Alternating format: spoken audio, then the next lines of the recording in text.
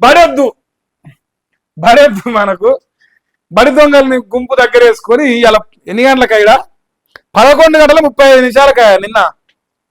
So ఇక్కడ timing కూడా కనిపిస్తాను. వైన్ షాపులతో ఇప్పుడు వీళ్ళు ప్రచారం చేస్తారు.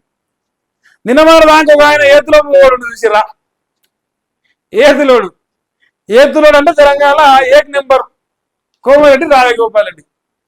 నిన్న మన దాకా తాగుబోతులు అవుతారు రాబాయి, పైసలు బంద్ చేయి, నిరుత్త పైసలు 10 లక్షలు కావాలంటే.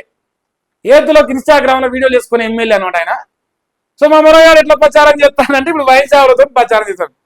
నిన్న మొన్న ఏ పత్తిత్తు అయితే వైన్సులు బంద్ చేయమన్నదో ఇక్కడ అదే పత్తిత్తు కాడ 11 గంటలకే వైన్స్ తెలిసారు, 10 గంటలకే తెలిసారు. మనకు ఫోటో 11 గంటలకు నేను తీసిపించిన.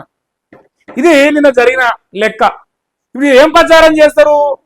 ఇంటికో పులిబాడులు, ఇంటికో 2 చీరలు, ఇంటికో 10,000, ఓటుకో 10,000.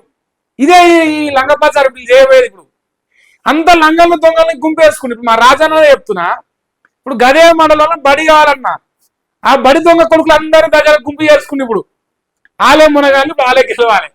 ఏం దిక్తారు వాళ్ళు వచ్చి జనాలకు బళ్ళు రాకుండా, ప్రభుత్వ పాఠశాలలు లేకుండా దొంగనా కొడుకు లేక ప్రైవేట్ స్కూల్ పెట్టుకొని కోట్ల సంపాదించి ఐసిరేస్తారు ఎన్నికలు. అప్పుడు అంతే, మన సొమ్ము మనకేమో ఆరేస్తారు.